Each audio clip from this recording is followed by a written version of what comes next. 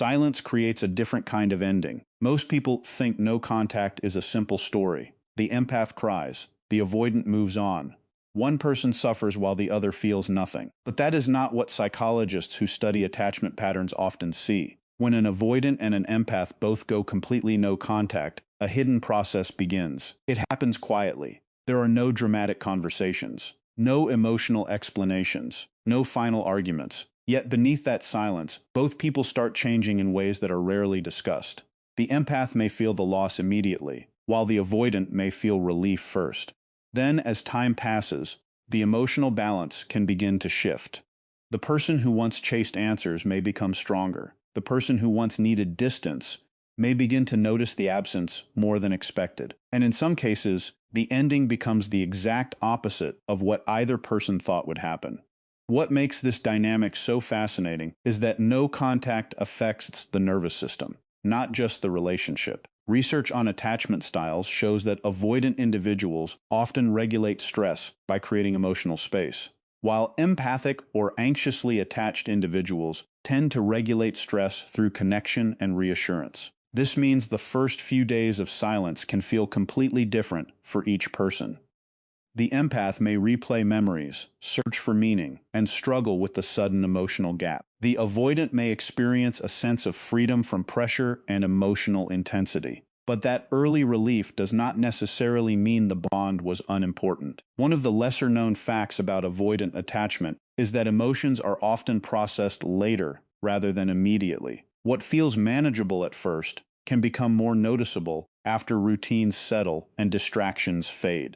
In this video, you will learn what really happens during each stage of no contact between an avoidant and an empath. You will learn why the empath's pain often transforms into self-awareness, stronger boundaries, and emotional independence. You will learn why some avoidants begin to think about the relationship more deeply only after enough time has passed. You will also discover the difference between genuine emotional growth and simple nostalgia. Many people mistake a message, a like, or a sudden return as proof that the relationship has changed. But psychology suggests that missing someone and being ready for a healthier relationship are not the same thing. We will also explore a question that keeps many people awake at night. What happens if they reconnect? Some couples repeat the same cycle of pursuit and withdrawal.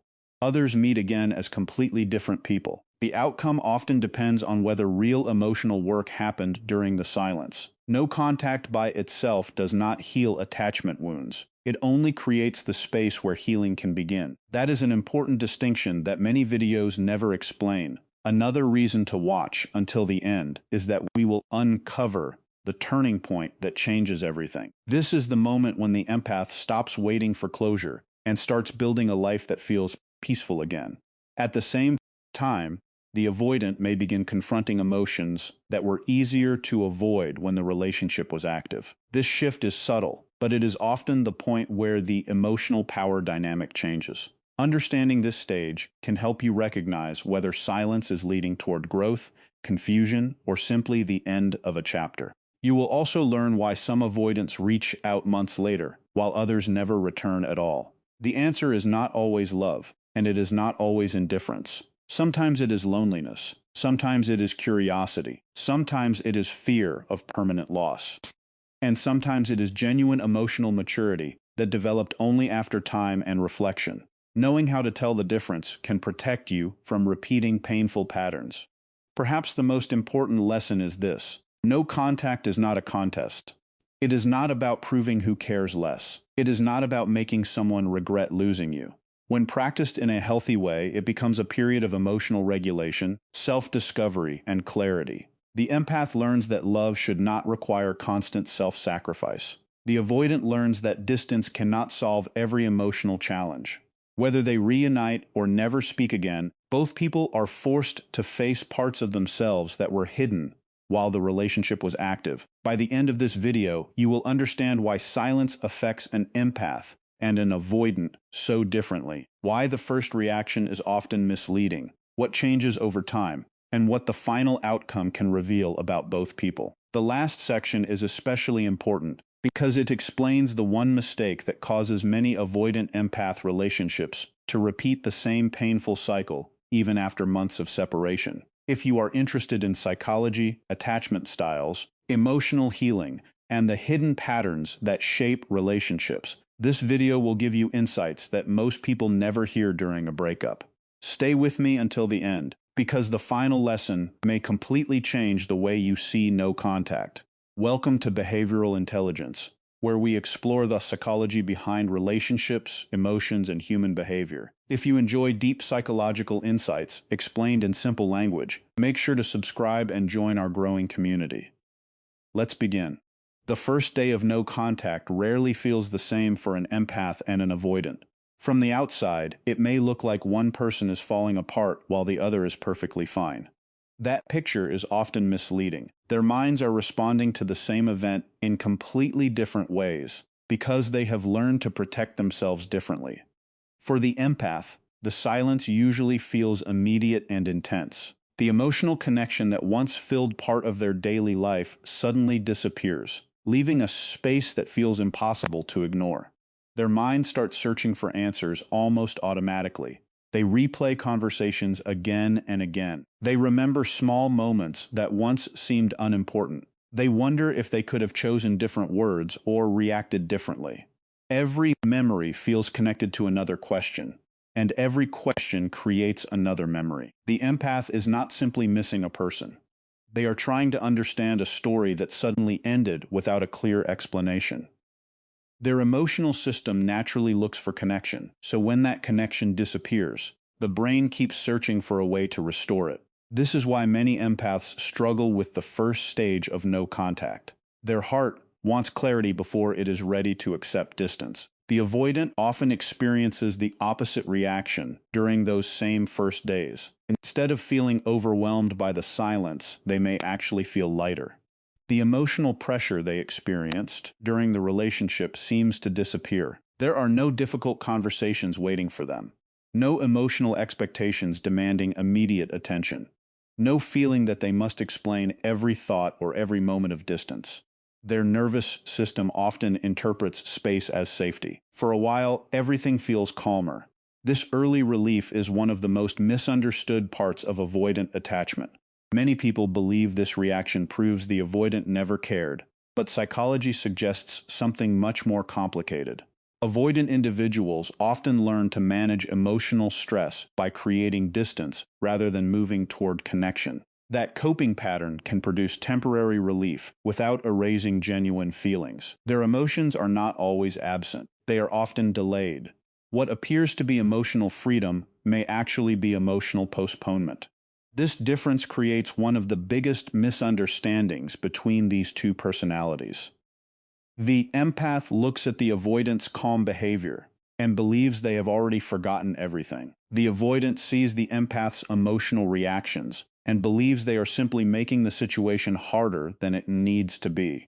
Both interpretations are incomplete. Neither person is seeing what is happening beneath the surface. The empath mistakes delayed emotion for lack of love. The avoidant mistakes visible emotion for emotional weakness.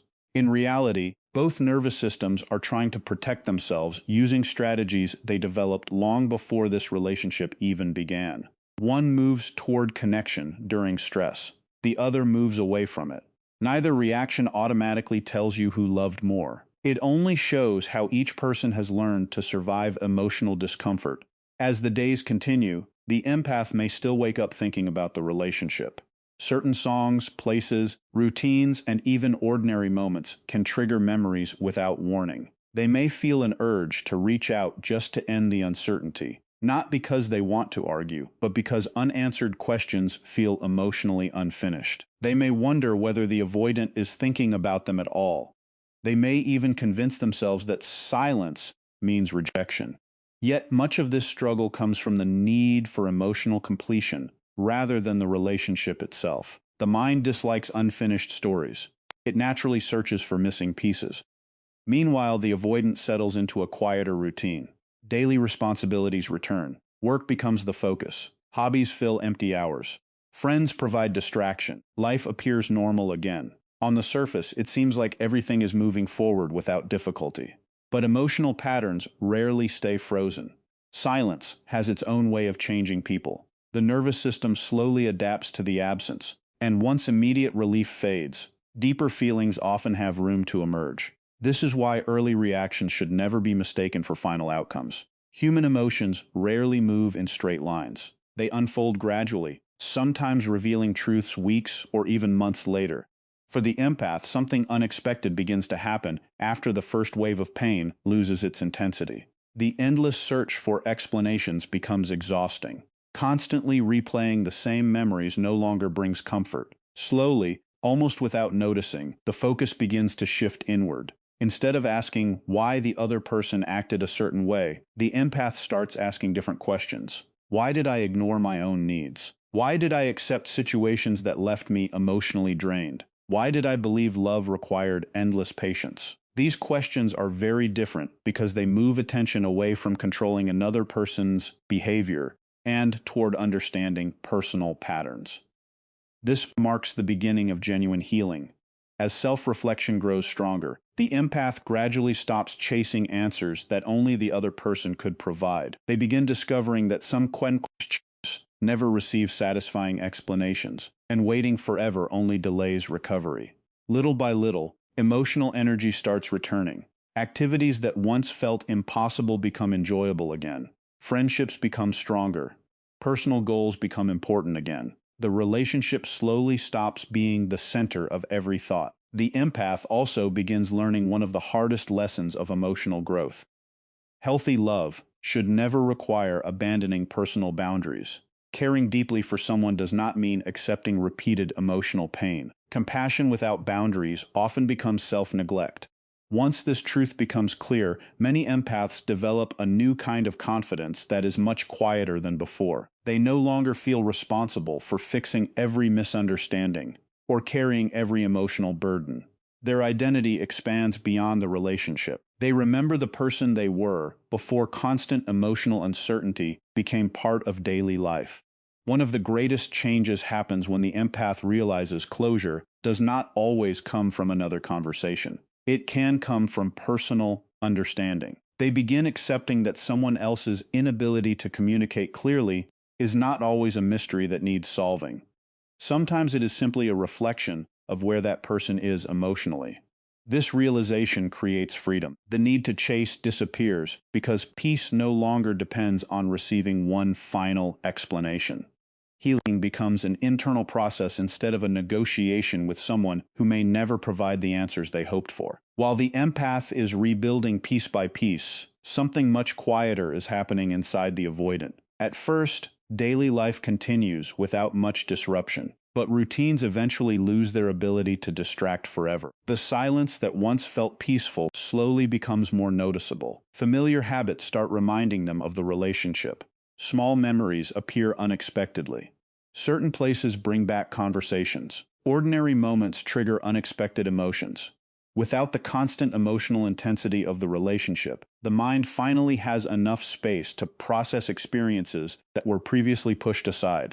Relief slowly gives way to reflection, and reflection can become surprisingly powerful. Silence is often misunderstood because people treat it like a strategy instead of a journey. Many believe no contact is about winning, proving a point, or making someone regret walking away. But healthy no contact has never been about control. It is about creating enough space for both people to face the parts of themselves they could not see while emotions were constantly taking over. Distance alone does not heal attachment wounds. Time alone does not change unhealthy patterns.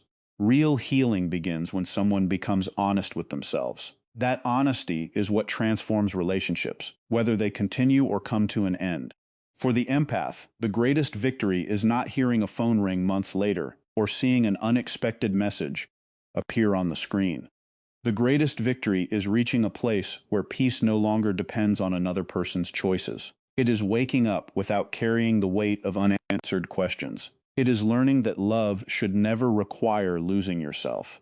It is discovering that healthy boundaries are not walls that keep love out. They are the foundation that allows real love to exist. For the avoidant, the greatest challenge is not finding the courage to reconnect. The real challenge is facing the fears that made emotional distance feel safer than emotional closeness. Real intimacy cannot grow where fear makes every important decision. It requires vulnerability, responsibility, and the willingness to stay present even when emotions become uncomfortable. Without that inner work, every new relationship risks repeating the same cycle with a different person. Sometimes, no contact changes both people. Sometimes only one person grows while the other stays exactly where they were. Sometimes two people find each other again with greater maturity, stronger boundaries, and a healthier understanding of love. Other times, they never speak again because their greatest lesson was never about getting back together. It was about becoming the person they were always meant to be. No matter how the story ends, silence has a way of revealing truths that constant communication often keeps hidden. It strips away false hope, emotional habits, and unhealthy patterns until only the truth remains. So if there is one message to remember from this video, let it be this. The most powerful thing silence can do is not bring someone back. It is revealing who you become when you stop chasing what was never meant to be forced. That transformation is worth far more than any apology, any explanation, or any second chance that arrives before real change has taken place. If you found this video helpful, take a moment to support the channel. Hit the *like button because it helps this video reach more people who may need these insights. Subscribe to the channel for more deep psychology, relationship wisdom, and emotional growth content that helps you understand yourself and others on a deeper level. Don't forget to share this video with someone who is struggling with no contact or trying to understand an avoidant or an empath. Your share could make a real difference in someone's healing journey. And before you go, leave a comment below and tell us. Have you ever experienced true no contact? What changed first, you or them? I read your comments, and your story might encourage someone else who is going through the same experience right now. Thank you for watching, and I'll see you in the next video. Until then, keep growing, keep learning, and remember that the strongest relationships begin with understanding yourself first.